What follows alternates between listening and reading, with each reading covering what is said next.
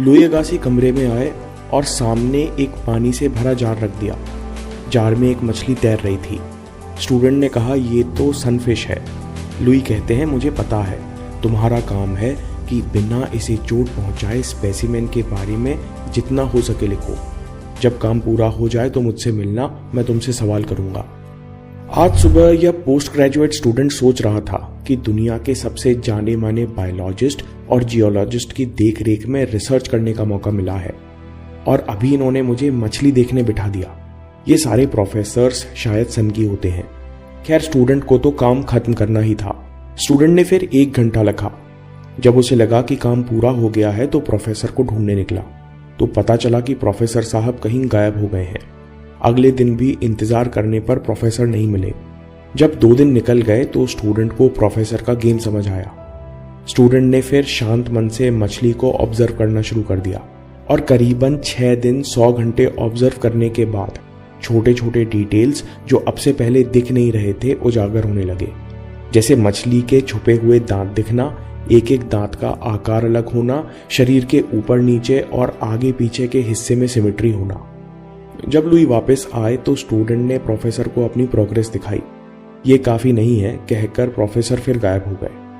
Student विस्मित था, उसे थोड़ा गुस्सा भी आया, लेकिन जितने सन की प्रोफेसर थे उतना सन की स्टूडेंट भी था।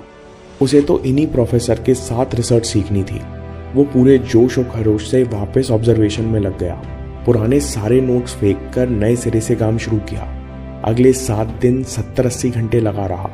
नए नए ऑब्जर्वेशंस लिखता रहा और खुद विस्मित होता रहा कि विचित्र रहस्य कैसे उसकी नंगी आंखों के सामने उजागर हो रहे थे। जैसे मछली की खाल का रात में हल्का सा रंग बदलना, खाल पर बनी हुई कुछ खास धारियां जो उसे अलग प्रजाति से जोड़ती थी, तापमान बदलने पर मछली का उल्टी यानी एंटी क्लॉकवाइज दिशा में आंखें घुमाना। लुई ने ऑब्जर्वेशन नोट्स देखकर बोला, अब आप तैयार हैं। हर किसी को ऑब्जर्वेशन की कला आनी चाहिए। लुई ऐसा सारे स्टूडेंट्स के साथ करते थे। किसी को छिपकली के साथ, किसी को कछुए के साथ अकेले कमरे में बंद करते, ना कोई किताब और ना कुछ और सिखाते। और आपको तभी बाहर आने का मौका मिलता जब आपने खुद उस स्पेसिमेन के बारे में सब कुछ न जान लिया हो। दोस्तों, मजेदार बात यह है कि समय लगता था, लेकिन हर स्टूडेंट इस कला में प्रवीणता पा ही लेता था। स्वामी विवेकानंद कहते हैं, education is the manifestation of perfection already present in man. इंसान की शक्ति या कुशलता छिपी हुई है, उसका उजागर होना ही एजुकेशन है। किसी प्रोफेशनल डिग्री या एजुकेशन का मकसद है कि आपका नजरिया सूक्ष्म यानी परसेप्शन पैना और फोकस गहरा होता जाए।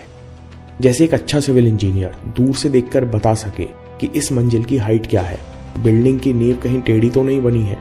क्योंकि अगर उसने 4 साल कुछ सीखा है तो वो डिजाइन और कंस्ट्रक्शन को ऑब्जर्व करना और साथ में उसने इंजीनियरिंग की वोकैबुलरी या भाषा सीखी है जिससे वो उस सब्जेक्ट के बारे में गहराई से सोच और कम्युनिकेट कर पाए। ऑब्जर्वेशन की कला केवल प्रोफेशनल डिग्री से विकसित नहीं होती, बल्कि ये हर दिन सीखी जाती है और उससे जरूरी बात, ये कला हर दिन काम आती है। फॉर एग्जाम्पल, एक चैंपियन वेट लिफ्टर कहते हैं, वेट लिफ्टिंग शुरू करने से पहले 5 साल परफॉर्मेंस बड़ी एवरेज थी। मैं सोचता था कि मेरे पास अच्छे वर्कआउट रूटीन्स की जानकारी नहीं है, इसलिए मैं ज्यादा वजन नहीं उठा पा रहा हूँ। आसपास ऐसा बहुत लोग कर रहे थे, मैं भी कर रहा था। 5 साल किसी फॉर्मूले का इंतजार करता रहा। डेली जिम में नई एक्सरसाइजेस को लेकर लंबे डिस्कशन होते, लेकिन एक दिन अचानक समझ आया कि बाकी तो सब परफेक्ट रूटीन का इंतजार करते रहेंगे। मैंने खुद छोटी छोटी चीजों पर ध्यान देना शुरू किया, डाइट और जिम रूटीन को ऑब्जर्व करना शुरू कर दिया, तो पाया कि मेरा शरीर ज्यादा सेट करने से अच्छा रिस्पॉन्ड करता है, मतलब मैं ज्यादा वजन उठा पाता हूँ। मैंने महसूस किया कि डेडलिफ्ट और स्क्वाट्स के वेरिएशन पर अभी और काम किया जा सकता है। जैसे ही मैंने अपना पूरा ध्यान अपने रूटीन के ऊपर लगाया, मुझे छुपे हुए सुधार की गुंजाइश और साथ में छोटी छोटी जीत भी दिखने लगी। ये सब 5 सालों से मेरी आंखों के सामने हो रहा था, लेकिन कभी इन पर ध्यान देने का अनुशासन नहीं था। जब मैंने निरीक्षण और ऑब्जर्वेशन से सीखना शुरू किया तो मैं कुछ ही महीनों में अगले लेवल पर वजन उठाने लगा। तो अगला सवाल यह है कि हम अपना ऑब्जर्वेशन कैसे बढ़ाएं।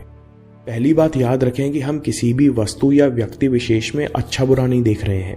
जजमेंट और ऑब्जर्वेशन एक साथ नहीं हो सकते।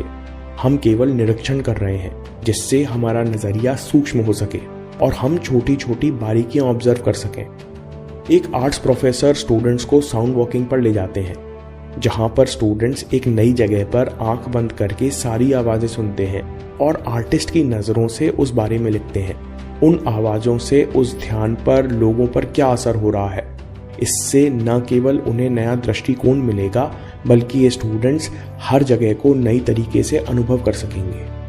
मैं आपको सजेस्ट करूंगा कि आप जो भी सीख रहे हैं उसे किसी कलाकार की तरह ऑब्जर्व करना शुरू कीजिए।